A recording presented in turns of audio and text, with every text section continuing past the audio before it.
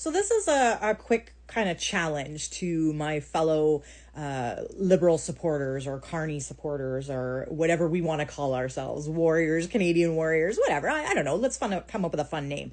Anyway, this is kind of a challenge to you guys. So number one, I would like all of you to stop commenting on posts that are made by bots. Okay, because these bots are trying to sow division. They are trying to make us hateful and trying to make us angry with conservative voters. So we have to remember there's billions of dollars being spent trying to use propaganda to get people to vote conservative right now. We can all agree on that. But the second part of that is they're also trying to make us just as angry and frustrated with the fact that the conservative voters are not being educated on the information. So what we need to remember, though, is it's not that conservatives are stupid and it's not that they're uneducated. They don't have time to research the stuff that we know about.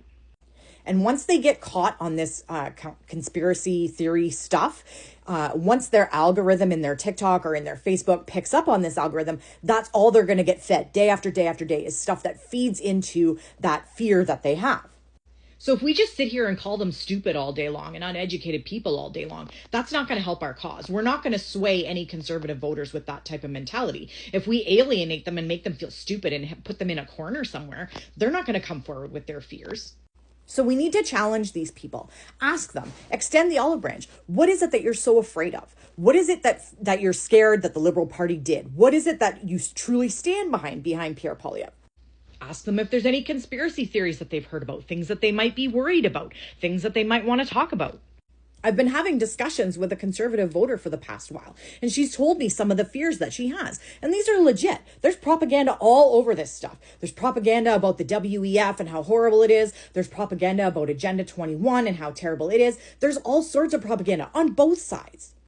But a lot of people on the conservative side don't have the time to do the fact checking. They don't have the time to go through all of the information. And if all they're getting is spoon fed this garbage day after day after day, they're going to start believing it. And that's not their fault.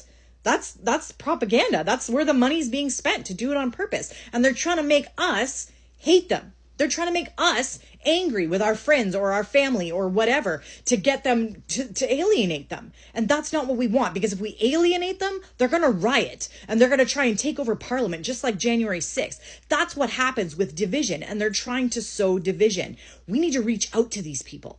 We need to understand their fears, understand what their concerns are, and work with those and actually have nice conversations with them. Don't call them names and tell them they're uneducated and be rude to them. That's not going to help us at all.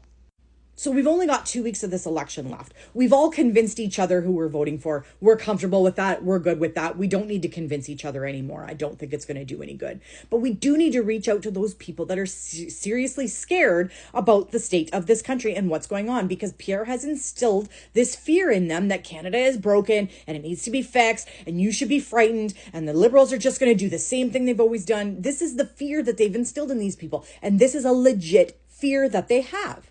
So instead of talking down with them and making them feel like crap about having a fear that's a completely legit fear, let's talk to them. Let's have conversations. Let's be kind.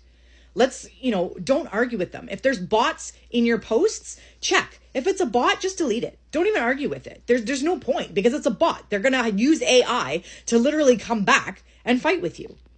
I actually had a person in my DMs try to use AI to actually impersonate the voice of another content creator that I was following to try to get me to change my mind. They used an AI recording of this guy's actual voice in my DMs to convince me that I was actually talking to him. And of course I figured out it wasn't true, but whatever. That's not the point.